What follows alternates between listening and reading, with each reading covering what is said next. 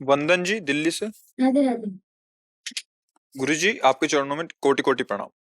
गुरुजी phone पर कैसे नियंत्रण करें? हाँ, बच्चों को यार बिगाड़ने वाली चीज तो है ही। उसको क्या स्मार्टफोन कहते हैं? हाँ, गेम खेलना, इधर उधर चित्र देखना, इधर उधर बड़ा प्रपंच है, कैसे कहें। वैसे को तुमको वैसे हम निषेध तो नहीं करते, क्योंकि अब बच्चे जैसे स्कूल जा रहे हैं या कहीं मार्ग में, छोटा फोन है, कोई भी समस्या है तो अपने माता पिता को सूचित कर सकते हैं। पर स्मार्टफोन मुझे लगता है बच्चों को नहीं देना चाहिए। बच्चों को क्या, बहुत खतरनाक है। बड़े बड़े इसी में बहे जा रहे हैं। जो चीजें हम अचानक देखी तो हमें परेशान कर देती हैं, फिर उन चीजों को हम एकाग्रता पूर्वक एकांत में देख रहे हैं सर्च करके, तो वो हमें पागल नहीं बना देंगी। फिर वो पागलपन राक्षसी भाव में उतर जाएगा, अब गंदी बातें होने लगेंगी। अब कलयुग भगवान की लीला है, उन्होंने तो सबकी जेब में अपना प्रभाव डाल दिया। नहीं, इसमें गुण भी है, नहीं तो कोई रखे ही नहीं। गुण ये कि आप मान लो भारी समस्या में हो, अब आप किसी को भी सूचना कर सकते हो, पुलिस को कर सकते हो, एम्बुलेंस बुला सकते हो, आप अपने जनों को सूचना दे सकते हो, किसी को भी आप कर सकते हो। बड़ा सुंदर सहयोग है।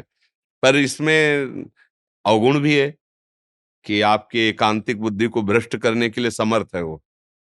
क्योंकि आप यूट्यूब खोलो तो कोई न कोई चित्र, कोई न, फिर आप जो सर्च करो, गूगल महाराज हो, गूगल कहते हैं, हाँ, वो सब आपको दे देंगे। जो सर्च करो वो आपको सामने।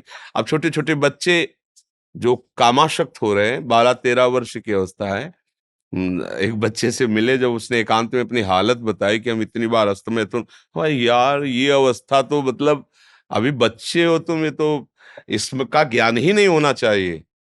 अरे गांव में जैसे 10-12 वर्ष तक तो बच्चे ऐसे खेलते कूदते थे, उनको स्त्री पुरुष संबंधी कोई ज्ञान ही नहीं होता। अभी मोबाइल आ गया है ना, तो ये ज्ञान क्या हो, तो मतलब सब कुछ है इसमें। तो मुझे लगता है कि बच्चों को थोड़ा सावधान रखे और उनको छोटा मोबाइल दे, क्योंकि उसमें गुण भी है।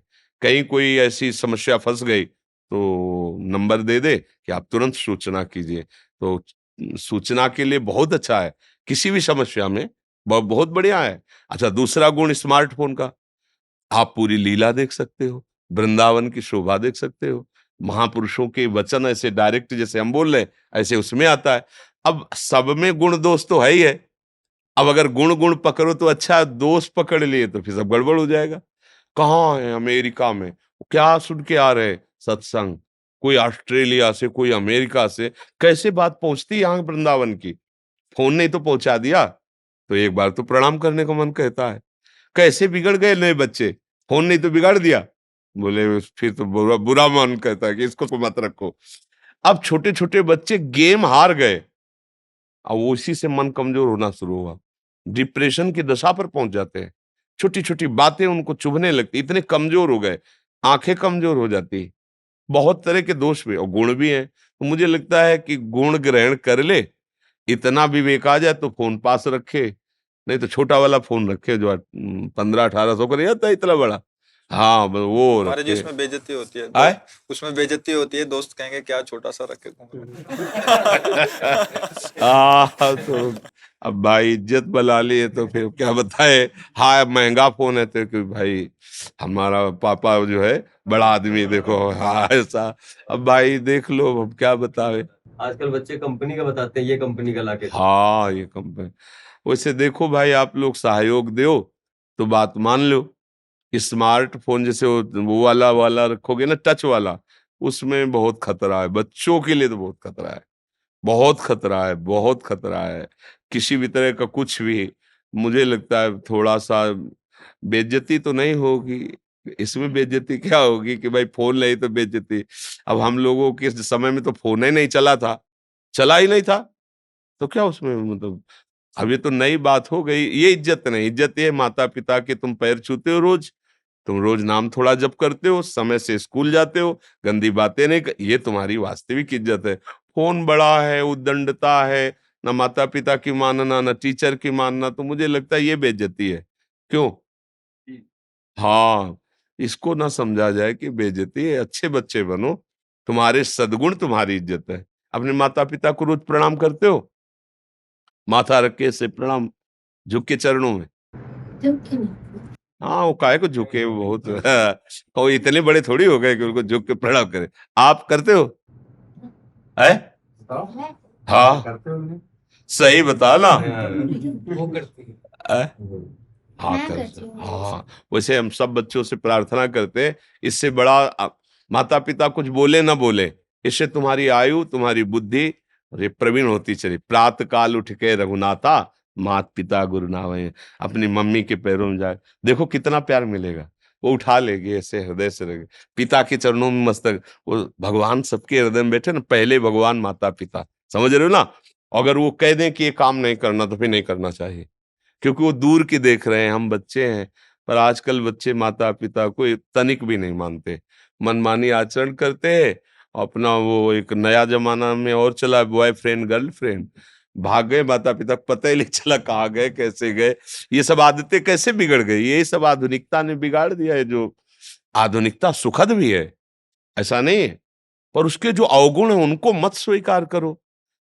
अगर अवगुण स्वीकार करोगे तो फिर नष्ट होने में देर नहीं लगेगी।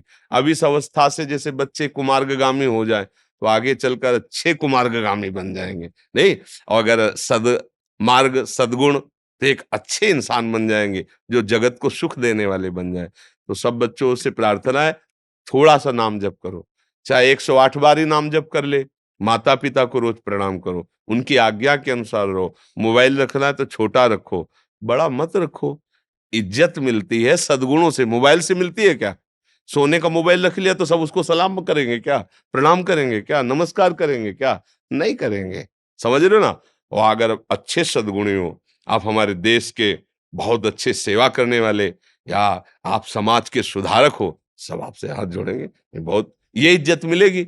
और अभी गंदे आचरण सीख जाओगे तो मोबाइल की इज्जत तो बच्चे भले दे दे कि इसका बहुत बढ़िया मोबाइल ले, आगे चलकर आप समाज के इज्जत पाने योग्य नहीं रह जाएंगे। समझ रहे ना। आजकल गुरुजी जो है, नाम जप करो अगर जो है और इस तरह से करो तो घर वाले ही लोग नहीं पसंद करते हैं। हाँ, कहीं लड़का बाबा जी न बन जाए, ऐसा भी होता है। ऐसा नहीं, बाबा जी नहीं बन सकते, सबके भाग्य में बाबा जी बनना नहीं लिखा। भाई बाबा जी बनना छोटी मोटी बात नहीं है। आप ये समझ लो, जीवन भर आग की भट्टी में जैसे रखा हो ऐसे तपना पड़ता है, जलना सच्चाई के लिए। कोई नाटक तो किसी का भी कर लो। आप मान लो थोड़ी देर के लिए राजा का नाटक कर लोगे तो भारत तुम्हारे अधीन थोड़ी हो जाएगा। रंगमंच पे हो थोड़ी देर, नाटक तो कर लो तो कोई भी कर सकते, लेकिन राजा बनने के लिए पहले तुम्हारे अंदर योग्यता होनी चाहिए पूरी प्रजा के संभालने के लिए, और सशक्त बल तुम्हारे पास हो। ऐसे साधु बनने के लिए पहले काम क्रोध आदि पर विजय प्राप्त करो और जितेंद्रियता प्राप्त कर भगवान में मगन हो। बहुत कठिन है, पूरे जीवन लड़ते रहे, पूरे जीवन बस जलन ही जलन। आगे बढ़ो तब आनंद की, जब आनंद की धारा आई तो फिर आनंद ही आनंद। चारों तरफ हर दिशा में परमानंद फिर दिखाई देता है। तो ये कि बाबा जी बन जाएगा तो ऐसा थोड़ी कि बाबा जी बन जाएगा। एक बार उड़िया बाबा भिक्षा मांग रहे थे तो एक माई ने अपने लड़के कहती काम कर ले, अगर काम नहीं करेगा ना ऐसे ही द्वारे में डोलना पड़ेगा रोटी मांगते हुए। वो नहीं जान रही है कि ऐसे ब्रह्म साक्षात्कार के हुए बालक को पैदा करना किसी दिव्य विभूति माँ का सौभाग्य होता है। वो समझते रोटी मांग रहा है तो मतलब ऐसा नहीं है। ब्रह्मबोध संपन्न महापुरुष जिसके दरवाजे पे खड़े हो गए और उसको टुकड़ा दे दिया, उसको भोजन पवा दिया, सारे अशुभ भस्म हो गए। ये संसारी लोग क्या जाने, सत्य को ना पहचानने के कारण जैसे वेश रखे ऐसे ऐसे करते हैं, तो वो हमारी बेइज्जती भी होती ना कि देखो ये बाबा जी लोग हैं मांगते। संत कभी ऐसे नहीं करता, ये ध्यान रखना। संत कभी ऐसे नहीं मांग, भूखों मर जाएगा, ऐसे नहीं करेगा। क्यों? क्योंकि वो इतना बड़ा मालिक है उसका, अगर उसकी इच्छा है कि आज भूखे रहे तो हम राजी हैं उसे। अगर उसको देना है तो पूरे जीवन भर देखा है, आप ना करते रहो, प्रणाम करके वो आपको जो प्रभु ने भेजा है वो आप दे के ही जाएगा, आप चाहे गाली दे उसे। मांगने की क्या जरूरत, मंगबो भलो न बाप सो, जो प्रभु राखे टेक। अगर प्रभु का सहारा तो किसी से मांगने की जरूरत नहीं है।